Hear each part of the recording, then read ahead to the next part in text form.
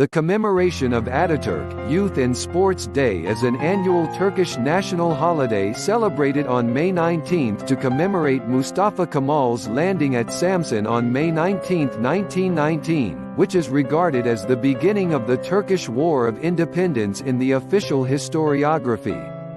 This significant date is the day when the foundations of the new Turkish state were laid.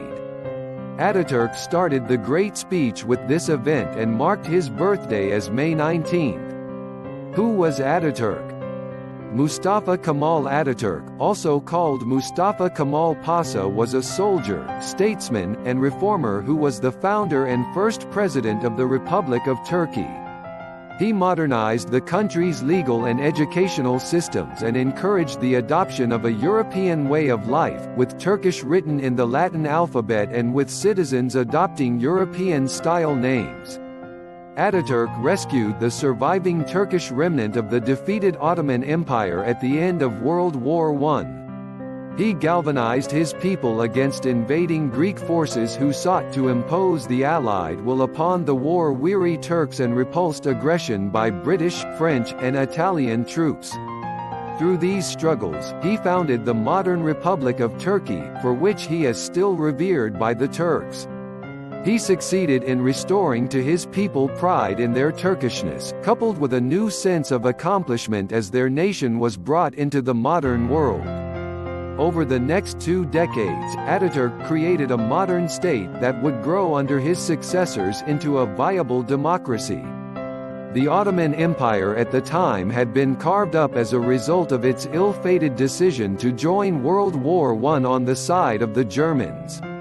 The defeated Ottoman government signed the Mondros Agreement with the Allied forces, securing its own existence, while relinquishing almost all of its territories, except for a small Anatolian heartland, to Britain, Italy, France and Greece.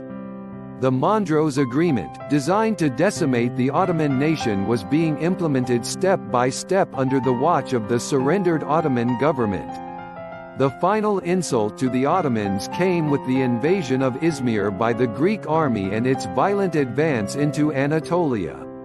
Civilian resistance began building up against the occupation, but without a sense of direction or coordination.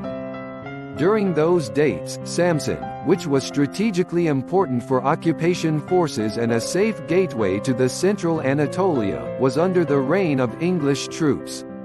After Lieutenant Hamdi from the Turkish machine gun troops took the hills and the Turkish people took up arms, the need for a competent commander in the region was revealed.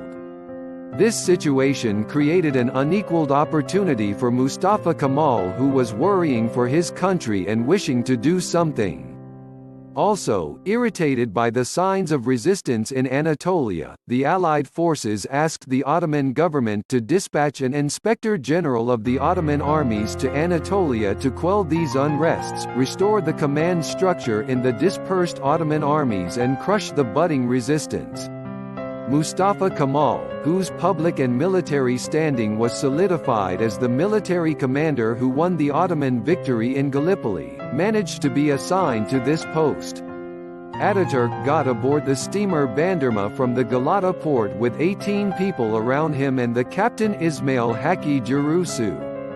On this day, a young Ottoman general, Mustafa Kemal, arrived in Samsun.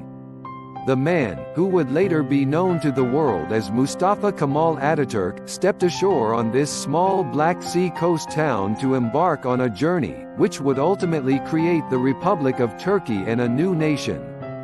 He began his journey as a soldier but continued as civilian a few days after he set foot in Samsun. Because the scene in Samsun was not very bright and the English occupation forces were all around, sleepless nights started and the first steps of liberation of the country were taken at Hintika Palace, which serves as a museum today. From that day on, future of the Turkish nation had brighter prospects headed towards a more contemporary and civilized life. Mustafa Kemal dispatched his first report to the Ottoman Sultan on May 22, underlining that Turks would not accept foreign subjugation and longed for national sovereignty, signaling the beginning of the national liberation struggle.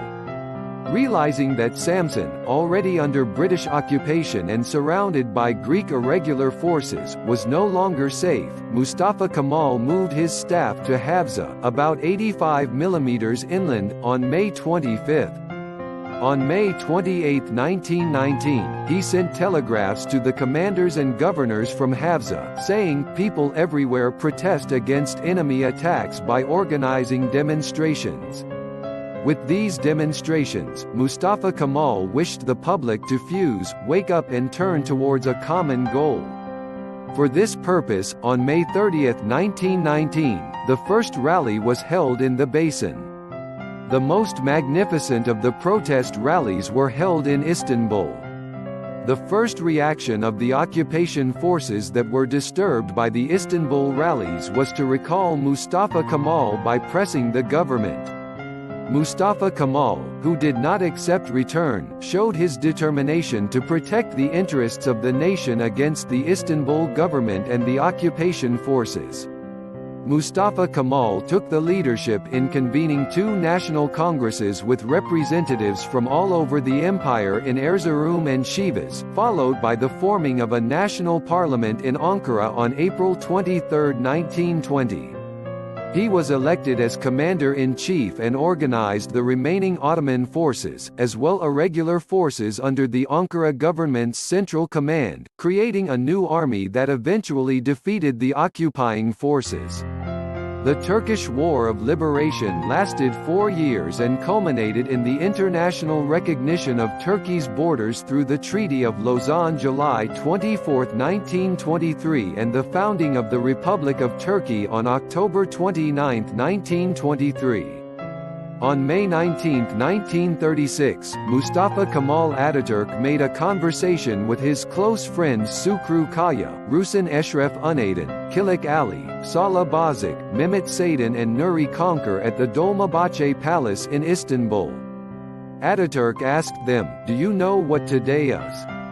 They replied, "The third day of the occupation of Izmir, Ankara meeting, Ismet Pasha telegraphed from Lausanne, Golden Horn Conference, Turco-British negotiations over Iraq, Progressive Republican Party was banned." Even Atatürk's close friends couldn't remember Mustafa Kemal's landing in Samsun. Atatürk then said, "It is a day about the liberation of our country." Still, his friends couldn't identify the correct event.